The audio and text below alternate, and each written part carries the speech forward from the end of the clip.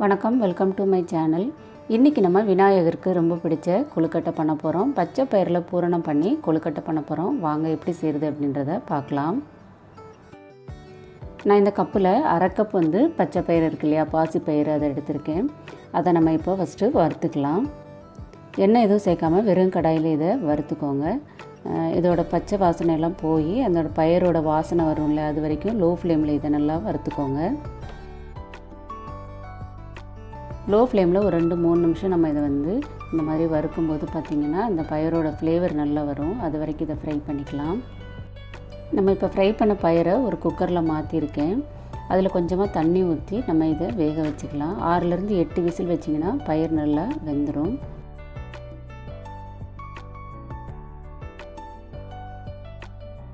இதே மாதிரி நம்ம வறுத்துட்டும் இந்த மாதிரி வேக வச்சும் இந்த பூரணம் பண்ணலாம். இல்லை பயிரை ஊற வச்சுட்டு கூட நம்ம இந்த மாதிரி குக்கரில் வேக வச்சுட்டும் பூரணம் பண்ணலாம். இப்போ பார்த்திங்கன்னா நல்லா வெந்துருச்சு. சூடாக இருக்கும்போதே கரண்டி வச்சு நல்லா இந்த மாதிரி மசிச்சு விட்டுக்கோங்க. இப்போ நம்ம வேக வச்ச பயிரை வேறு ஒரு பேனில் மாற்றிருக்கேன்.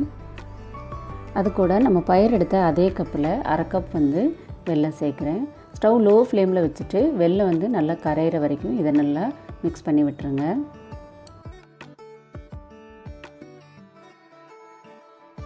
இப்போ பார்த்திங்கன்னா வெல்லம் நல்லா கரைஞ்சி பயிரோட வெல்லம் நல்லா மிக்ஸ் ஆகிருச்சு. இந்த டயத்தில் நம்ம பயிர் எடுத்த அதே கப்பில் 1/4 கப் தேங்காய் துருவல் சேர்த்து அதையும் மிக்ஸ் பண்ணி விட்டுருங்க.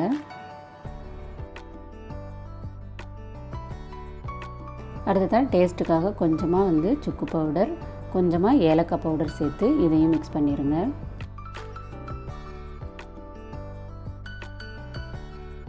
அவ்வளோதான், இப்போ பூரணம் ரெடி ஆயிடுச்சு. இதை வேறு ஒரு பாத்திரத்தில் நம்ம மாற்றிக்கலாம். இதை இப்போ எல்லாத்தையும் நம்ம சின்ன சின்ன உருண்டைகளாக உருட்டி வச்சுக்கலாம்.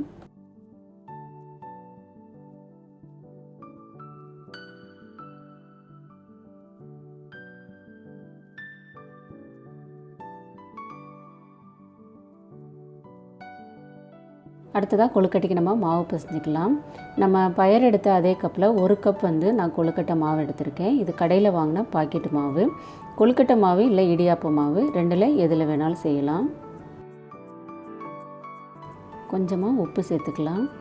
அடுத்ததாக 1 டீஸ்பூன் நல்லெண்ணெய் சேர்க்குறேன். நல்லெண்ணெய் சேர்க்கும்போது கொழுக்கட்டை ரொம்ப டேஸ்ட்டாக இருக்கும். அடுத்ததாக நம்ம இதில் ஹாட் வாட்டர் ஊற்றி மிக்ஸ் பண்ணிக்கலாம். தண்ணி நல்லா பாயில் பண்ணிக்கோங்க. அது சூடாக இருக்கும்போதே கொஞ்சம் கொஞ்சமாக ஊற்றி இதில் மிக்ஸ் பண்ணிக்கோங்க. தண்ணி நல்லா கொதிச்சதுக்கப்புறமா அந்த தண்ணியை கொஞ்சம் கொஞ்சமாக ஊற்றி இந்த மாதிரி மிக்ஸ் பண்ணிக்கோங்க. லைட்டாக சூடாக இருக்கிற தண்ணியை சேர்த்திங்க அப்படின்னா மாவு சாஃப்டாக இருக்காது. கொழுக்கட்டையும் கொஞ்சம் ஹார்டாயிரும், ரப்பர் மாதிரி ஆயிரும். அதனால் தண்ணி நல்லா பாயில் பண்ணிவிட்டு அதை கொஞ்சம் கொஞ்சமாக சேர்த்து மிக்ஸ் பண்ணிக்கோங்க. ஃபஸ்ட்டு கரண்டியால் மிக்ஸ் பண்ணிவிட்டு அடுத்ததாக நம்ம கையால் நல்லா பிசைஞ்சு விட்டுடலாம்.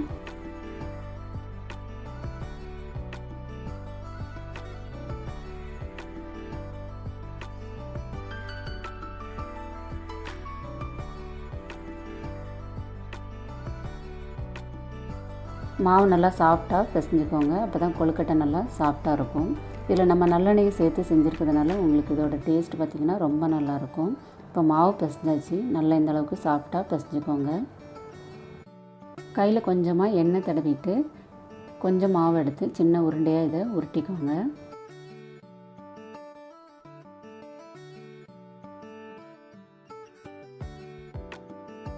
மாவு நல்லா உருட்டிட்டு அதுக்கப்புறமா இந்த மாதிரி சின்ன கிண்ணம் மாதிரி பண்ணிக்கோங்க.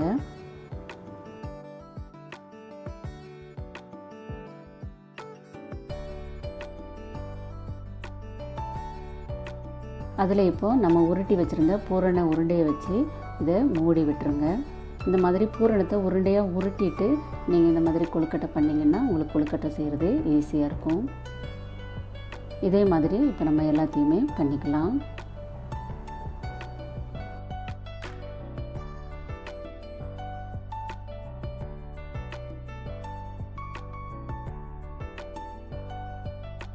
அடுத்ததாக இட்லி பிளேட்டில் கொஞ்சமாக எண்ணெய் தடவிட்டு நம்ம கொழுக்கட்டையை இட்லி பிளேட்டுக்கு மாற்றிக்கலாம்.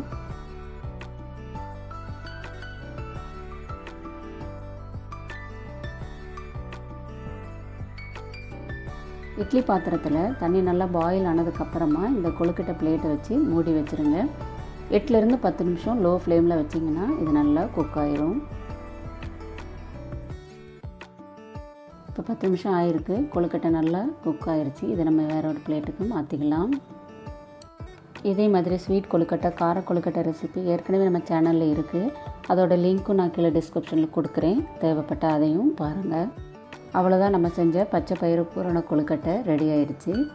நீங்களும் இதை ட்ரை பண்ணி பாருங்கள். டேஸ்ட் ரொம்ப நல்லாயிருக்கும். இந்த வீடியோ உங்களுக்கு பிடிச்சிருந்தா லைக் பண்ணுங்கள், ஷேர் பண்ணுங்கள், கமெண்ட் பண்ணுங்கள். இதே மாதிரி ஈஸியான டேஸ்டியான ரெசிபீஸ் பார்க்குறதுக்கு நமது கிச்சனுக்கு சப்ஸ்கிரைப் பண்ணிக்கோங்க. Thank you friends. இன்னொரு வீடியோவில் பார்க்கலாம்.